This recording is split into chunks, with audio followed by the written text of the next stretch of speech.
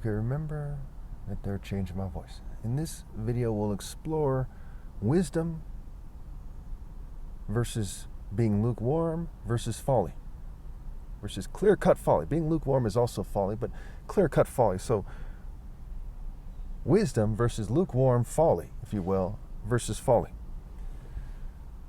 So in the last video, we ended by talking about Proverbs 10, verse 29, where it says, "The way of the Lord is a refuge for the blameless, but is the ruin of those who do evil." So what is best for, say, the white or Jewish or LGBT community? Well, I think one way to explain it has to do with a debate they had some years ago. I think it's been like 10, 12 years now. It was posted on YouTube. It was a debate about whether or not they should declare the so-called, they should have added the phrase so-called superiority of Western values. Part of the premise of the debate is they assumed that it was superior, which goes back to complex-based group value, which means that both people in the debate, both groups, they had slipped into a state where they're debating one complex versus another, or different components of the same complex, having a kind of internal conflict within the same mind, the shared mind of that complex. I'm going to put this more simply than that. So, on one side, you had people who said the answer was no, right? They're lukewarm folly because they didn't want to admit that Western culture is not superior. Universal pinpoint and moral precision is greater than Western culture.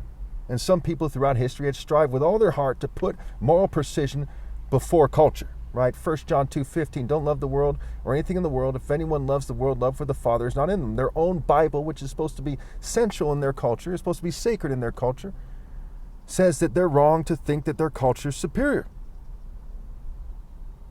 You have all kinds of different denominations, right? A house divided cannot stand. So Western culture includes thousands and thousands of denominations of Christianity, okay, and thousands of divisions. And whenever they unite, it's for something that is other than moral precision. So therefore, it's not superior to every other culture.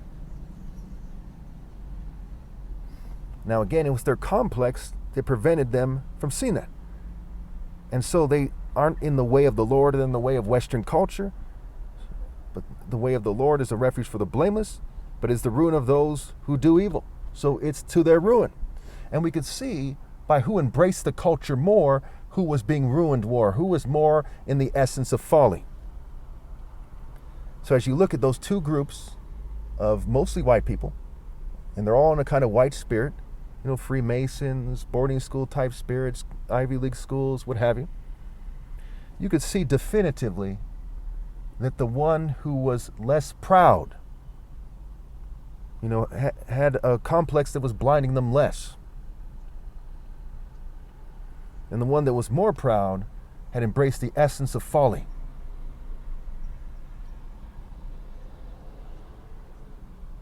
Pretty straightforward, right? So, the one that was less proud, that said that they shouldn't declare that, they had more of a cool head. They had a better ability to reason. The other one was lost in like madness. They were trying to be clever and witty. They were losing their sense.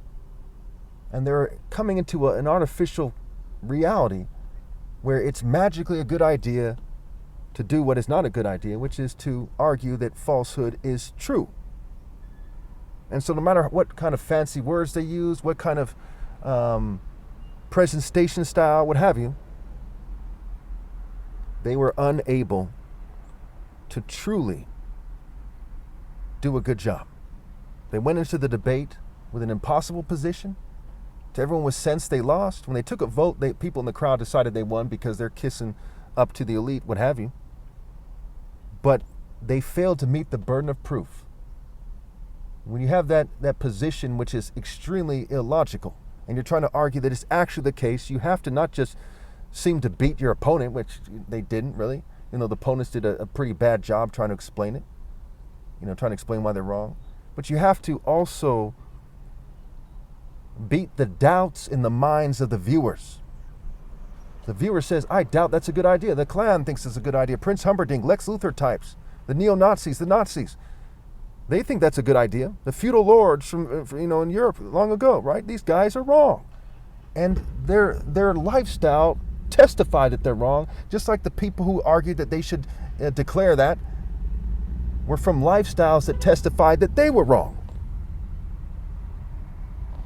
They weren't in the way of the Lord, they were in the way of pride. And Lucifer has been associated with pride. They're in the way of demons, and a demon has been described as a skilled performer. And false idols, practicing falsehood, using a sort of witchcraft, if you will, a sort of psychology, subtle coercion, and things of that nature. People are really smarter than other people, and on the higher path, they don't have to use those things. They just tell the truth, like I'm doing right now. So, again, I'm going to read Proverbs 10:29 again, then 10:30, and you're going to see how it flows together. And we're going to connect it to Proverbs 11:30 and 31, and Proverbs 12:2 and 3, and we'll wrap this up here. Proverbs 10:29. The way of the Lord is a refuge for the blameless, but it is the ruin of those who do evil. From the mouth of the righteous comes the fruit of wisdom, but a perverse tongue will be silenced. So they weren't righteous, so what they were debating and what they were promoting was not wisdom.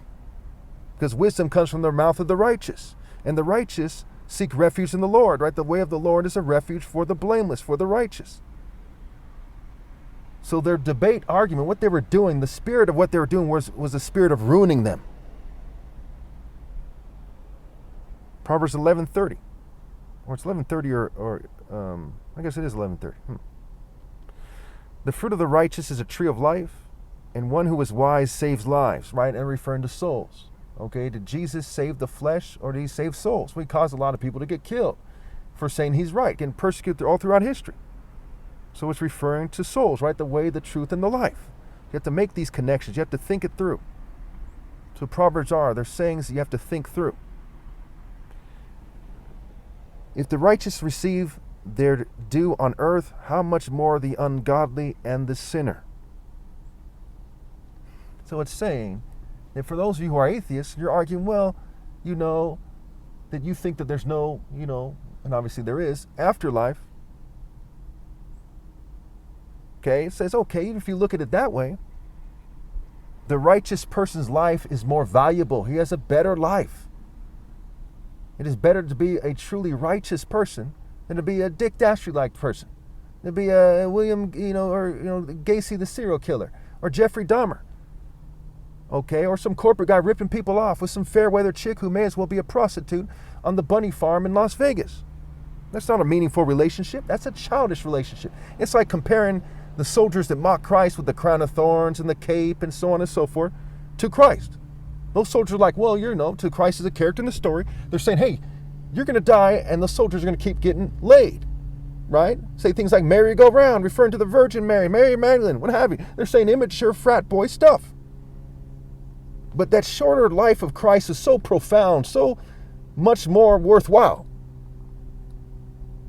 that the ungodly and the sinner hardly receive anything from living in this world. So even if you're an atheist or an agnostic, you must certainly know that a short righteous life is greater. Why aren't you living it? Because you're not wise enough to live it. This brings us to Proverbs 12, verse 2.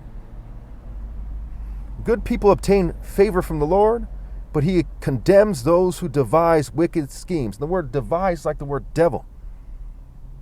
That's how often that people devise evil schemes. They even made the word devise like the word devil. Good people obtain favor from the Lord, but he condemns those who devise wicked schemes. So when they were debating that they thought that their culture is superior to everything, including what it's not, obviously, which is universal pinpoint and moral precision, they were devising a wicked scheme. And they didn't receive favor from the Lord, and their life is less worthwhile. You see how that comes together? The next verse, no one can be established through wickedness, but the righteous cannot be uprooted. And that is from their superior state in reality. So you see the difference between universal value, universal truth, moral absolutes, things that are absolutely true, versus complex base group value.